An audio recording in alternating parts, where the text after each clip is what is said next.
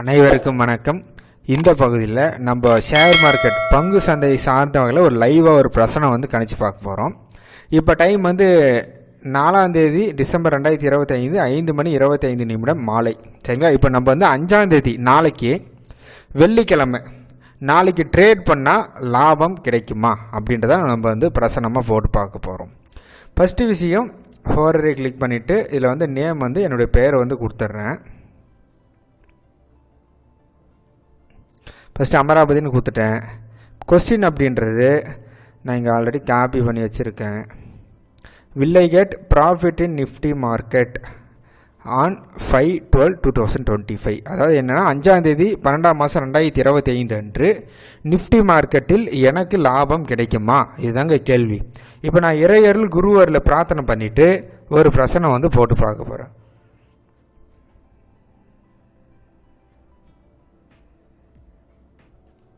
Number 74 அப்படின்றது எனக்கான random ஹோரரி நம்பராக வந்திருக்குதுங்க.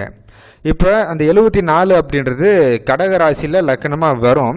லக்கணத்தோட உபநட்சத்திரம் 2, 6, 11, 5, 8, 12 இந்த வீடுகளில் ஏதாவது ஒரு வீட்டை குறிக்காட்டினாலும் கேள்வி சரி. இது ஃபஸ்ட்டு விஷயம். நின்ற நட்சத்திரம் 2, 6, 11 குறிக்காட்டுச்சுன்னா ட்ரேட் பண்ணலாம். 2, 6, 11 அப்படின்றது லாபம். அதுவே நின்ற நட்சத்திரம் 5, 8, 12 இந்த வீட்டில் குறிக்காட்டுச்சுன்னா நஷ்டம். ட்ரேட் பண்ணால் எனக்கு நஷ்டம் ஏற்படும், ட்ரேட் பண்ணக்கூடாது அப்படின்றது அதில் இருக்கக்கூடிய ஒரு லாஜிக்கான விஷயம். அதுவே ரெண்டுமே கலந்து குறிக்காட்டுது, 2, 6, 11, 5, 8, 12 இது ரெண்டுமே கலந்து குறிக்காட்டினாலும் நஷ்டம் தான் ஏற்படுத்தி தரும். எப்பவுமே நின்ற நட்சத்திரம் வெறும் 2, 6, 11 மட்டும்தான் இருக்கணும். அப்படி இருந்தால் மட்டும்தான் நம்ம ட்ரேட் பண்ணணும். இப்போ இந்த பிரசனத்தில் நம்பர் 74க்கு கடகராசியில் லக்கணமாக விழுந்திருக்குது. லக்கணத்துடைய உபநட்சத்திரம் குரு. குரு 12ஆம் பாவத்தில் டெபாசிட் ஆகிருக்குது. அப்போ 2, 6, 11, 5, 8, 12 குரு 12 டெபாசிட் ஆகிருக்கிறதால கேட்டிருக்கக்கூடிய கேள்வி சரி. இது ஃபஸ்ட்டு விஷயம். அதே மாதிரி குரு கடக லக்கணத்துக்கு 6க்கும் 9க்கும் உடையவர். அந்த இடத்துல 6ஆவது வீட்டோட தொடர்பு வந்துருச்சு. 6, 12 2, 6, 11 6 வந்துச்சு. 5, 8, 12 12 வந்துச்சு. அப்போ கேள்வி சரி. இப்போ பதில் அப்படின்றது குரு விழுந்திருக்கக்கூடிய நட்சத்திரம் அகைன் தன்னுடைய சுய நட்சத்திரம் குருலே விழுந்திருக்குதுங்க. அப்போ குரு தன்னுடைய சுய நட்சத்திரமான குருலே விழுந்திருக்கிறதால அகைன் 12ஆம் பாவத்தில் தான் டெபாசிட் ஆகிருக்குது.